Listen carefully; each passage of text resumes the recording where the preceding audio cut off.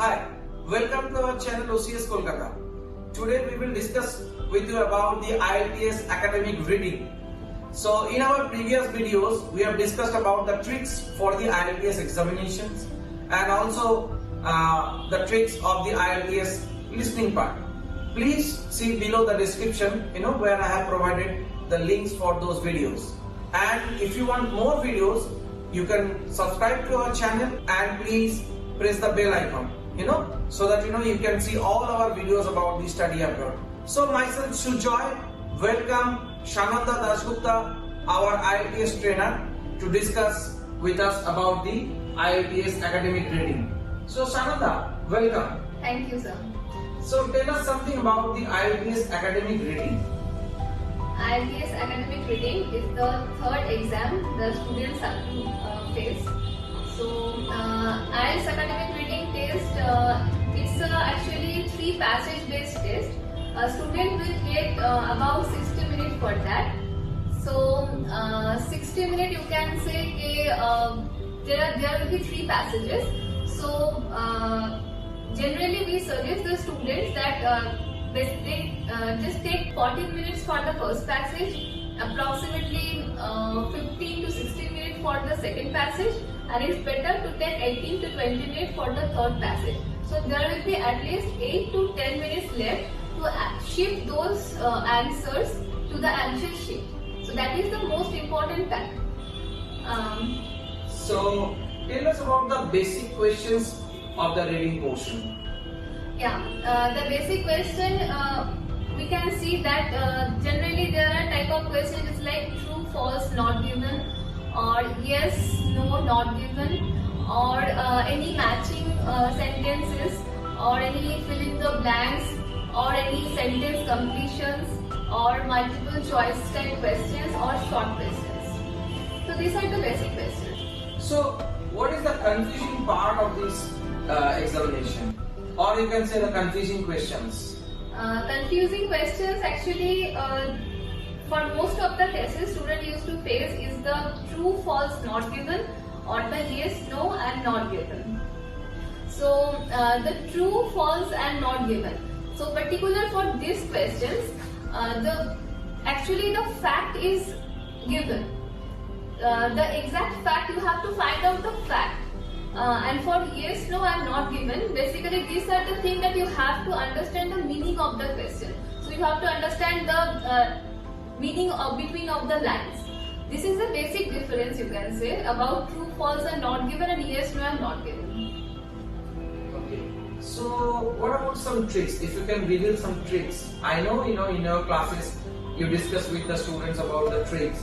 So just reveal some tricks, so that the students be helpful. Just like my last video, again the same thing I want to repeat. Please don't go for each and every information that is provided in the passages. So obviously it is advisable that please follow the questions before you start reading the passages. So that means you are saying, before reading the passages, you already said that there will be 3 separate, passages. Like, comprehension test. Exactly. Unseen comprehension. Unseen comprehension test. So student, what they should do, they should first check the questions and then they should they should start reading the passage. And then find the answers. Actually that will save the time. So that is the main thing we generally follow in our classes also. So basically there are lots of additional informations that is given. You can say it's better not to read the same line again and again. In fact, it is advisable just to go and get the general idea. If you can do that, then you can get the general idea from the question. It will be easier for you to just collect the answer as quick as possible. Apart from that, generally we can find common similarities in the questions. Suppose if we are talking about the answer of the question number 1, that will be like here. Then if we are talking about the answer of the question number 2, that will be after question number 1. That will be here. And if we are talking about the third question's answer, that will be after question number 2. So basically these answers are generally following a series. So we suggest that student please try to start from the question number 1. Actually, there are some questions just like already I have discussed. There are true, false, and not given. Yes, no, and not given. Most of the cases we can find the common mistake the student used to do, that they write yes in the place of true and no in the place of false.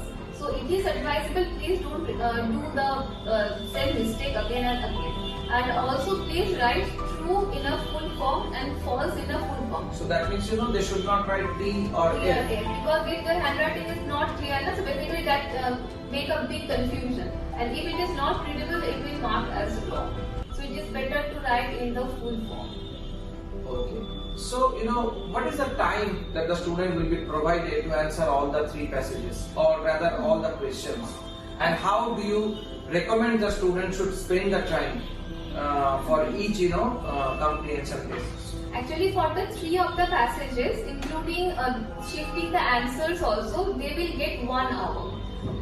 Before the 1 hour, nobody is going to interact in between. But it is suggested that you have to keep one thing in mind, that whatever you are writing on the question paper, so whatever you are writing on the question paper, that is not being marked. So whatever the answers you are writing on the answer sheet, you will be marked based on that. So if you are thinking that I am having 60 minutes for the entire 3 passages, it's not like that. At least there should be 8 or 10 minutes left, just you can at least process for your answer sheet. So it is advisable that you just roughly you can take suppose 13 minutes or 10 minutes for the first passage, or you can say 15 minutes for the second one, or 18 to 20 minutes for the third passage. So at least you will have 8 to 10 minutes, so you can completely focus on your answer sheet.